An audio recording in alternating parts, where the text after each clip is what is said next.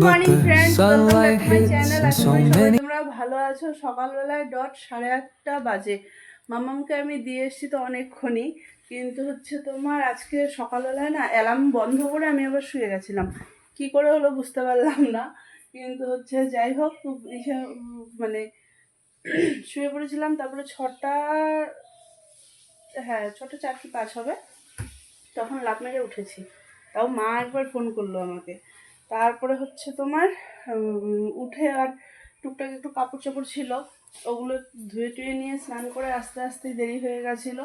সকালবেলা আজকে পুজো দেওয়া হয়নি, সকালে আর্নিক করে গেছিলাম, যদিও আর্নিক করে ইসে টিসে করে গেছিলাম, এদিকে মোটামুটি গুছিয়ে গেছিলাম আর এসে পূজা দিলাম। এখন হচ্ছে পূজা কমপ্লিট হলো, যাব গিয়ে চা খাবো। চলো, গাছে ফুল ফুটেছে আজকে সবগুলো সুন্দর সুন্দর। আচ্ছা যাই চা খাবো, চা খেয়ে ভাত ডাল বসাই, ততক্ষণে মা স্নান করে চলে আসবে।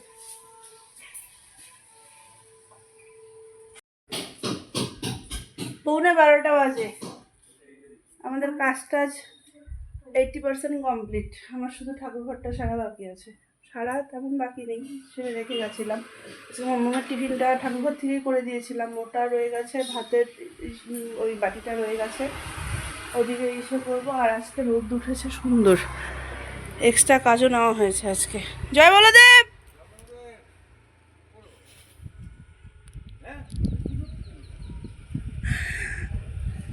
চলো, সুন্দর রোদ উঠেছে এখানে, কাপড়ও শুকিয়েও গেছে মোটামুটি।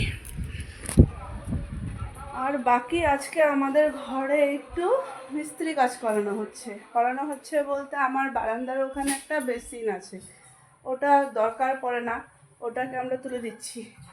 ওখানটাতে আমি একটু ড্রেসিং টেবিল বসাবো সুন্দর। এখানে এই যে মা তদারকি করতে লেগে গেছে, আমার বেসিনটা ভাঙতে হবে বলে। হবে না, এগুলোতে মারতে গেলে ক্র্যাক হয়ে যাবে। এগুলো যদি মারতে যায় এমন করে সিমেন্ট লাগাইছে, একটু নিজে হলে বেশিটা ক্র্যাক হয়ে যাবে। তাহলে কিভাবে বার করবো? দুটোর মধ্যে একটাকে বাঁচাইতে হবে।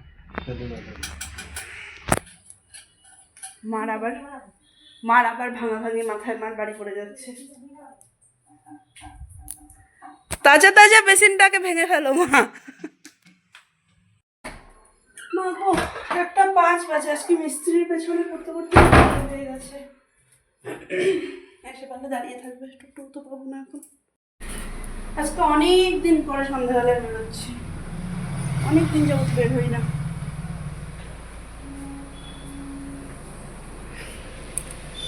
পাপ্পান এসছে একসাথে, এরা এসছে দেখেই আরো বেরোনোর ইসে। চলো একটু বের হই, মাসি আছে ওপরে। আর